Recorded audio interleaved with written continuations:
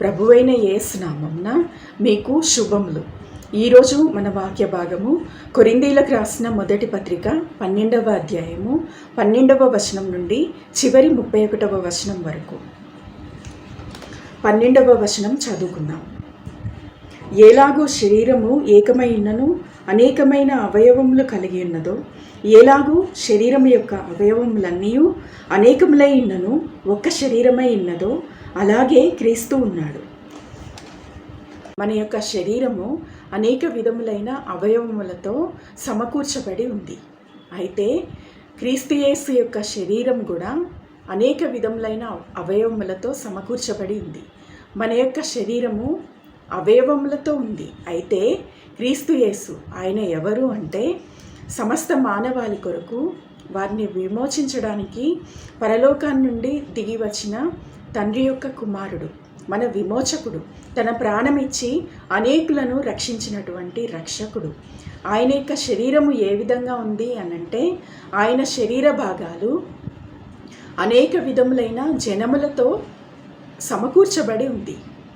ఈ యొక్క జనములు, ఈ యొక్క ప్రజలు ఎవరు అనంటే, రక్షించబడినటువంటి అనేకమైన దేశస్థులకు సంబంధించినటువంటి రక్షించబడిన విశ్వాసులు. వీరందరితో కలిసి ఉన్నటువంటి శరీరంగా ప్రభువైన యేసు ఉన్నారు. ఒక విశ్వాసి పరిశుద్ధాత్మ దేవునిని నమ్ముతూ, ఆయన కార్యాలను నమ్ముతూ, పరిశుద్ధాత్మ దేవుడు మనకు అనుగ్రహించినటువంటి ఆత్మవరములు, కృపావరములు, అదేవిధంగా ఆత్మ ఫలములను నమ్ముతూ వాటిని కలిగి ఉంటూ దేవుని సంఘానికి ప్రయోజనకరంగా వాటిని ఉపయోగిస్తూ ఉన్నట్లయితే, అంటే ఫర్ ఎగ్జాంపుల్ ఒక వ్యక్తికి ప్రవచన వరంను ఆ వ్యక్తి కలిగి ఉండి, మరి ఆ యొక్క తనకున్నటువంటి ప్రవచన వరంను నిర్లక్ష్య పెట్టకుండా దాన్ని ఉపయోగిస్తూ దేవుని యొక్క కనుదృష్టిని కలిగి భవిష్యత్తులో మరి దేవుని యొక్క సంఘమునకు జరగబోయే విషయాలను, మరి వ్యక్తిగతంగా కూడా ప్రజలకు ఏదైతే దేవుడు చేయబోతూ ఉన్నాడో వారి యొక్క జీవితాల్లో వాటిని గ్రహిస్తూ మరి ఆ యొక్క ప్రవచన వరాన్ని దేవుని సంఘంలో ఉపయోగిస్తూ ఉంటే, ఆ వ్యక్తి దేవుని యొక్క కనుదృష్టిని, అంటే దూరదృష్టిని, భవిష్యత్ దృష్టిని కలిగి ఉన్నారు. కాబట్టి ఆ వ్యక్తి దేవుని యొక్క కనులను పోలి ఉంటారు. అంటే మరి దేవుని యొక్క కనుదృష్టిని వారు కలిగి ఉంటారు. ఆ విధంగా వారు దేవుని సంఘంలో దేవుని యొక్క కనులను కలిగి ఆ యొక్క అవయవంగా, కళ్ళు అనేటటువంటి అవయవంగా వారు దేవుని యొక్క శరీరంలో పనిచేస్తూ ఉన్నారు. ప్రాణాత్మ దేహములను జీవింపచేసేది దేవుని యొక్క వాక్యమే. ఆ యొక్క వాక్యమును నీవు పరిశుద్ధాత్మ దేవుడు నీకు ఇచ్చినటువంటి బుద్ధి జ్ఞాన వాక్యములను ఉపయోగిస్తూ దేవుని యొక్క జీవాన్ని ప్రజలకు, ఆయన యొక్క వాక్యాన్ని, ఆయన యొక్క జీవమును దేవుని వాక్యం ద్వారా వెల్లడి చేస్తూ ప్రజలకు జీవాన్ని అందించే వ్యక్తిగా నీవు ఉన్నట్లయితే, దేవుని యొక్క వాక్యం తెలియజేస్తూ ఉంది, క్రీస్తు యొక్క నోటి నుంచి మరి వాక్య ఖడ్గము వెలువడుతూ ఉంది అని. ఆ విధంగా ఆయన నోటి వెంట వెలువడుతున్నది మరి వాక్యమే. ఆ యొక్క వాక్యాన్నే ప్రకటించే వ్యక్తిగా నువ్వు ఉన్నట్లయితే, క్రీస్తు సంఘంలో ఆయన యొక్క శరీరంలో ఆయన యొక్క నోటి వలె నీవు ఆ యొక్క అవయవాన్ని పోలి ఉన్నావు. 28వ వచనం చదువుకున్నాం. దేవుడు సంఘములో మొదట కొందరిని అపొస్తలుగాను, పిమ్మట కొందరిని ప్రవక్తలుగాను, పిమ్మట కొందరిని బోధకులుగాను, అటు పిమ్మట కొందరిని అద్భుతములు చేయువారిగాను, తరువాత కొందరిని స్వస్థపరచు కృపావరములు కలవారిగాను, కొందరిని ఉపకారములు చేయువారిగాను, కొందరిని ప్రభుత్వములు చేయువారిని గాను, కొందరిని నానా భాషలు మాట్లాడువారిగాను నియమించెను. ఇక్కడ మనం చదువుకున్నాము. మరి చాలామందికి తెలుసు ప్రవక్తలు, బోధకులు, విశ్వాసులు వీరందరూ ఉన్నారు. అయితే మనము ఎక్కువగా జ్ఞాపకం చేసుకున్నటువంటి క్రీస్తు సంఘంలో అవయవములుగా ఉన్నటువంటి విశ్వాసులు ఇంకా ఎవరు అనంటే, ఉపకారములు చేసేవారు. వీరు క్రీస్తు యొక్క చేతుల వల్లనే మరి చేతులను పోలి ఉన్నారు.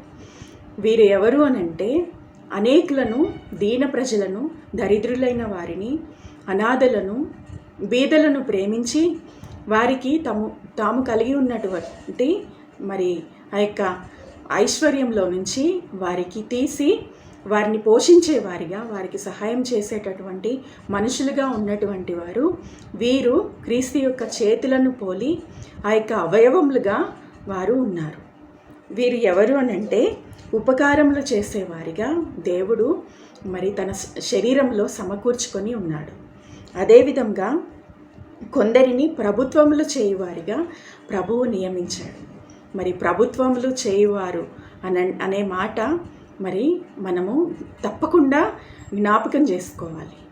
మరి దేవునిని ప్రేమించి, ఆయన వాక్యాన్ని ప్రేమించి, ఆయన ఇచ్చే రక్షణను స్వీకరించినటువంటి ప్రజలు మరి వారిలో కొందరు మరి రాజ్యముల మీద అధికారులుగా ఉన్నారు, అధిపతులుగా ఉన్నారు, ప్రభుత్వాలు చేసేవారినిగా దేవుడే వారిని నియమించి ఉన్నాడు. మరి మనము జ్ఞాపకం చేసుకున్నట్లయితే బైబిల్లోంచి ఆ విధంగా దానియేలు ఉన్నాడు, యోసేపు ఉన్నాడు, మరి నెహమ్యా ఉన్నాడు, ఎస్తేరు ఉంది, దెబోరా ఉంది, ఇంకా అనేక మంది మరి బైబిల్లో కాకుండా రాయబడి ఉండనటువంటి వారు ఎంతోమంది అధిపతులైన వారు, విశ్వాసులుగా ఉన్నవారు మరి క్రీస్తు ఆదిమ సంఘం నుంచి ఇప్పటి వరకు కూడా వారు క్రీస్తు యొక్క అవయవములుగా ప్రభుత్వాలను చేసే ఆయన యొక్క శరీర భాగంగా నియమించబడి ఉన్నారు. 29వ వచనం చదువుకుందాం. అందరూ అపుస్తలుల, అందరూ ప్రవక్తల, అందరూ బోధకుల, అందరూ అద్భుతములు చేయువారా, అందరూ స్వస్థపరచు కృపావరములు కలవారా, అందరూ భాషలతో మాట్లాడుచున్నారా, అందరూ ఆ భాషల అర్థము చెప్పుచున్నారా, కృపావరములలో శ్రేష్టమైన వాటిని ఆసక్తితో అపేక్షించుడి. అంటే దీని అర్థము ఒకరు ఒక విధమైన కృపావరములు కలిగి ఉన్నవారుగా ఉండవచ్చు, మరి ఒకరు ఇంకొక వరమును కలిగి ఉండవచ్చు. కొంతమందికి కొన్ని అధికమైన కృపావరములు కలిగిన వారుగా వారు ఉండొచ్చు, మరికొంతమందికి ఒక్కటే కృపావరం కలిగిన వారుగా వారు ఉండొచ్చు. దీని అర్థము ఏమిటి అనంటే పరిశుద్ధాత్మ దేవుడు ఈ విధంగా తెలియజేస్తూ ఉన్నాడు. ఒక్కొక్కరికి వారి యొక్క విశ్వాస పరిమాణాన్ని బట్టి వారికి వరము అనేది ఇవ్వబడింది, లేక వరములు ఇవ్వబడ్డాయి. వాటిని వారు ఉపయోగిస్తూ ఉన్నప్పుడు వారిని చూస్తూ ఉన్నటువంటి మిగతా విశ్వాసులు, ఇతర కృపావరములు కలిగిన వారు వారిని చూసి సంతోషించాలి. వారిలో మరి వాక్యంలో చెప్పబడినట్టుగా వారు ఒకరిని బట్టి ఒకరు సంతోషించాలి, ఒకరిని ఒకరు తమ కంటే యోగ్యులుగా ఒకరిని ఒకరు ఎంచుకోవాలని దేవుని వాక్యము మనకు తెలియజేస్తుంది.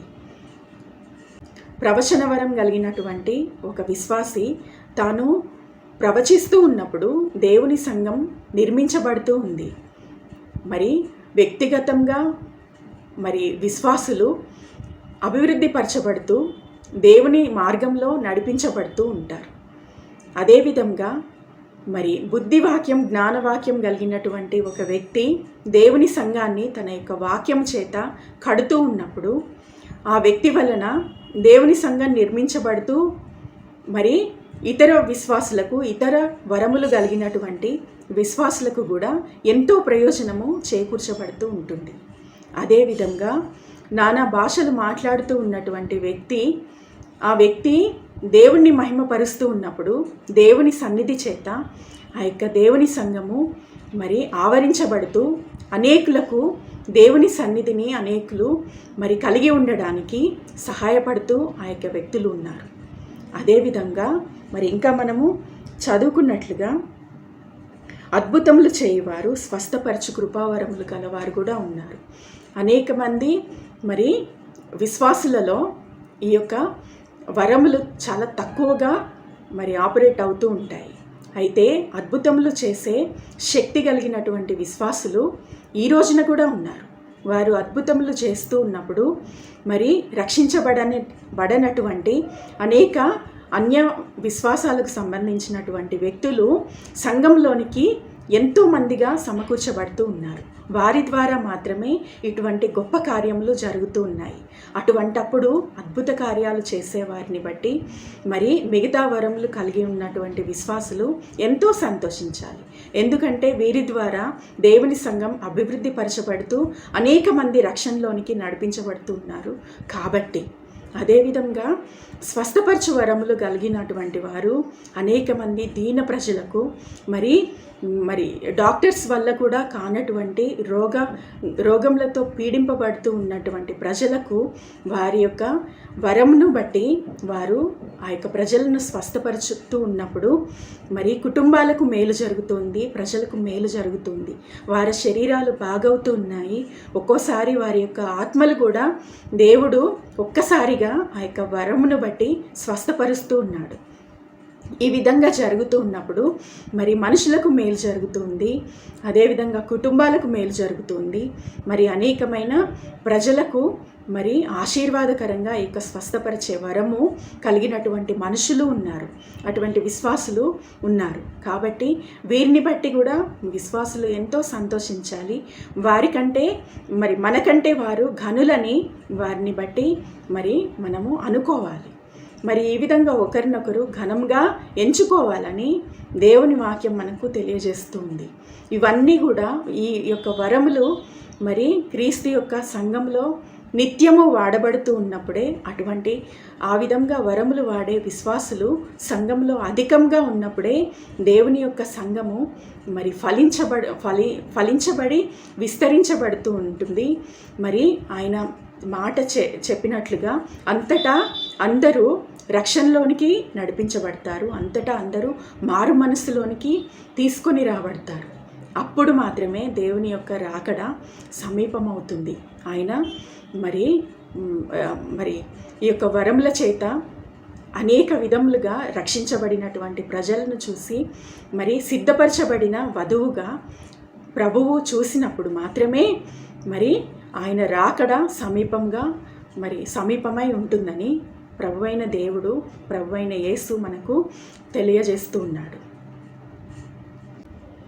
కృపావరములలో అన్నీ కలిగి ఉండి దేవుని సంఘానికి బహుప్రయోజనకరమైన వ్యక్తిగా ఉండి నీవు ఆ యొక్క వరములను బట్టి నీ యొక్క స్వలాభాన్ని, అదేవిధంగా నీ యొక్క స్వంత ఉద్దేశాలను గనక నెరవేర్చుకుంటూ వాటిని పొందుకుంటూ ప్రజలందరికీ మాదిరికరంగా ఉండవలసినటువంటి నీవు మాదిరిలో తప్పిపోయి ఉన్నట్లయితే పరిశుద్ధాత్మ దేవుడు చెప్తూ ఉన్నాడు, క్రీస్తు యేసు చెప్తూ ఉన్నాడు, మరి తీర్పు సమయంలో అటువంటి వ్యక్తులు వీరెవరో నాకు తెలియదు అని ఆయన చెప్పబోతూ ఉన్నాడు.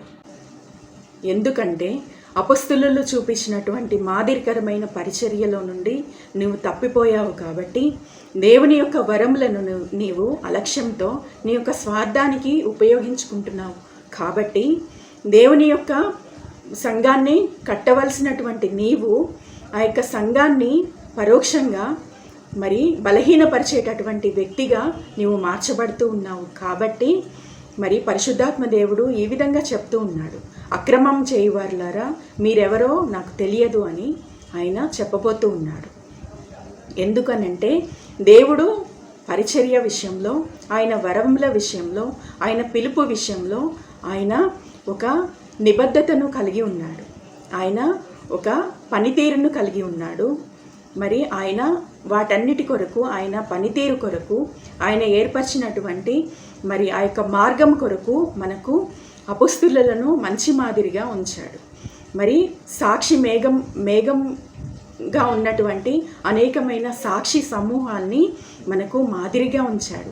వారిని గనక పోలి మనం నడుచుకోనట్లయితే, వారి మాదిరిని మనం విడిచి మన స్వంత మార్గాలకు మనం తిరిగినట్లయితే మరి అటువంటి వారిని ఎప్పుడు కూడా దేవుడు తన యొద్దకు చేర్చుకోడు. మరి అటువంటి వారిని ఆయన ఎడం వైపు ఉన్న మేకలతో పోల్చి ఆయన మీరెవరో నాకు తెలియదని ఆయన అనబోతూ ఉన్నాడు. కాబట్టి దేవుడు మనకు ఇచ్చిన వరములు కంటే కూడా ఆ వరములను మనము ఏ విధంగా ఉపయోగిస్తున్నాము, ఏ విధంగా మనుషులకు మేలుకరంగా ఉన్నాము, నిజంగా ఏ విధంగా మన మనస్సాక్షితో దేవుని యొక్క పనితీరు విషయంలో శ్రద్ధ కలిగి ఆసక్తి కలిగి మరి దేవుని పనిని చేయడంలో మనము మరి స్వార్థం లేకుండా దేవుని పనిని మనము ఏ విధంగా నిర్మిస్తూ అనేకులకు మాదిరికరంగా ఉంటున్నామనేది ఇవి మరి ఎంతో మరి ముఖ్యమైన అతి ప్రాముఖ్యమైన విషయాలుగా పరిశుద్ధాత్మ దేవుడు మన నుంచి ఆశిస్తూ ఉన్నాడు. ఈ మాటలను విన్నటువంటి వారందరిలో ఈ యొక్క వాక్యము మంచి నేలను పడిన విత్తనమును పోలి అది మొలకెత్తి ఫలించి అభివృద్ధి చెందునుగాక. May God bless you.